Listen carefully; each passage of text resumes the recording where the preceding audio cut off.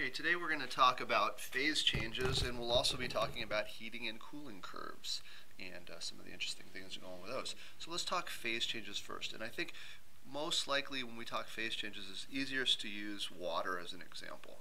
And so that's what we're going to do, is we're going to use water as an example. And so we know from everyday experience that we could have water in 3 different states of matter. Let's draw a little ice cube here. And so we can have water as a solid.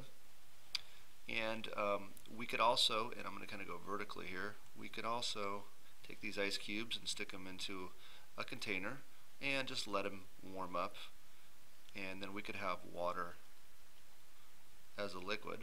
And then we could heat this water to the point where this water just vaporizes, and I'm going to kind of illustrate that vaporize, just little wisps of steam, and this would be our water as a gas. And so this is the idea. We're going to take you through the 3 different states or phase changes of water, going from a solid to a liquid to a gas.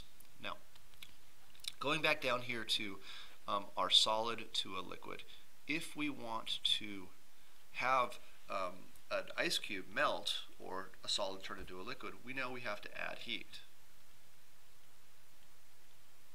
And when we input heat, by adding heat, this would be an endothermic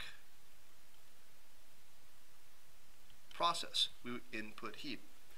And that's going to cause those water molecule or those water molecules that are fixed in a very rigid position in the solid to start vibrating more and more as they absorb the heat. The kinetic energy is going to increase, and they're going to start breaking apart from the other water molecules, and they're going to essentially melt. And that's what we call it in everyday life. We call it melting. But in chemistry, we also like to give this a name called fusion. And so the heat that is associated with turning a solid into a liquid is often called the delta H of fusion. And delta means change, and H stands for enthalpy, which is just heat at a constant pressure. So we call this delta H of fusion, and there's different delta H's of fusion for different substances. We know that different substances take more or less heat to cause them to undergo fusion or melt. Now, if we are now at a liquid state and we want to have our water turn into a gaseous state, we again have to add more heat, which is again an endothermic process. And we call this vaporization. We also like to call it evaporation if it occurs below the boiling point of water, which is 100 degrees Celsius at standard conditions. But we're gonna talk in chemistry about vaporization, and so we're going to call this delta H of vaporization, meaning this is the heat required to vaporize a certain amount of liquid into gas. Again, both of these processes are endothermic. We have to input heat to get these processes to occur. Now I'm going to redraw right over here. There's my gas molecules of water. And I'm going to redraw my container of liquid water. And I'm going to redraw my ice cube over here. And we're gonna flip this around. We're gonna start off with a gas like water vapor, and we are going to cool it and have it turn back into a liquid. Now, when we do this, we have to remove heat. So we're taking the heat away from the gas. We're causing the kinetic energy of the gas molecules to slow down, and they're going to start sticking to surfaces, usually cold surfaces like a glass or a metal or something like that. And we're going to call this condensation.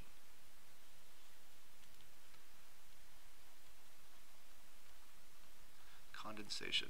And if we're removing heat from the gas to cause it to turn into a liquid, this is going to be an exothermic reaction. And condensation, we also can talk about delta H of condensation. The heat or the enthalpy at a constant pressure that it takes, that we have to remove to have this gas turn back into a liquid. Now, once we have some liquid and we want to turn it into ice, we'd have to pour it, of course, pour it into a little ice cube container to make a nice block like that. Again, we're going to have to remove heat.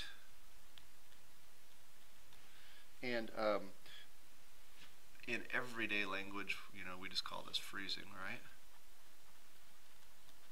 But in chemistry, we also like to refer to this as solidification.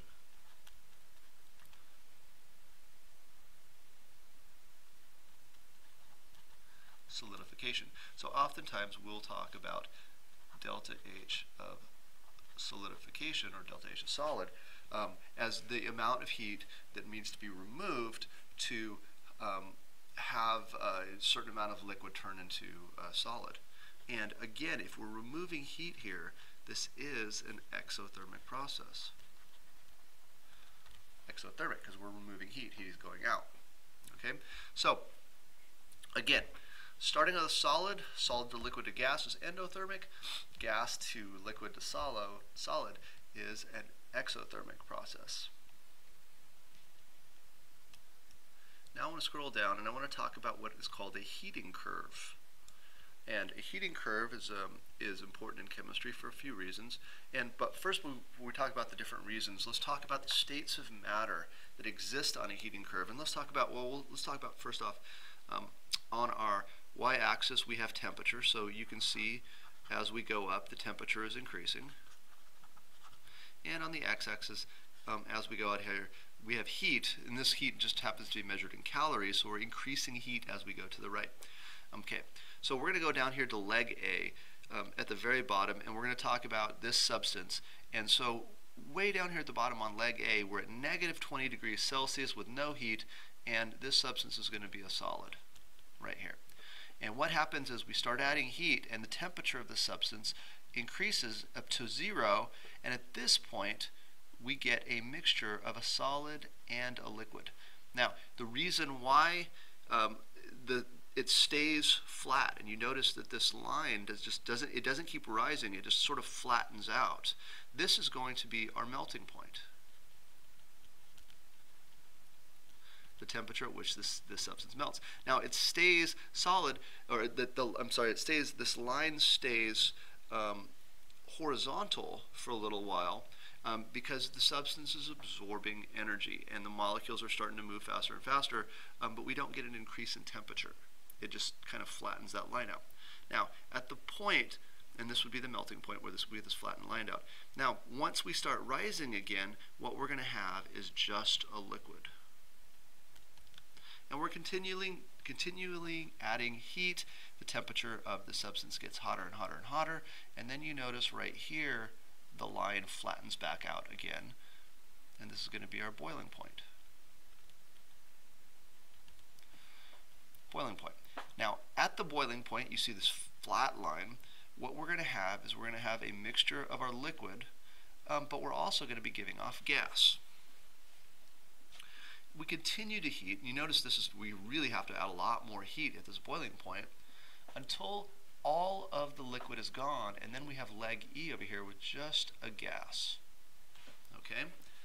So the really important things to remember on a heating curve are your flat point at the top is going to be your boiling point, your flat point at the bottom is going to be your melting point of your substance, and the states of matter. Solid at the bottom, liquid on the vertical line, gas on the other vertical line over here.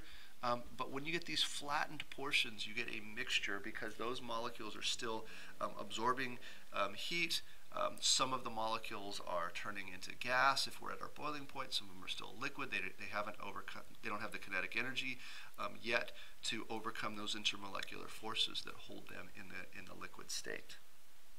So that would be a heating curve. Now, what I want to talk about now, and before I jump into the next thing, hopefully you can recognize that if the melting point here is 0 degrees Celsius and the boiling point here is 100 degrees Celsius, and let's say this was just standard conditions like we had 1 atmosphere, 760 millimeters of mercury, hopefully you can recognize that this substance has got to be water.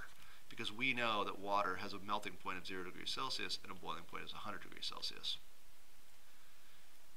Now let's scroll down here, and you'll notice the cooling curve looks a lot like the heating curve.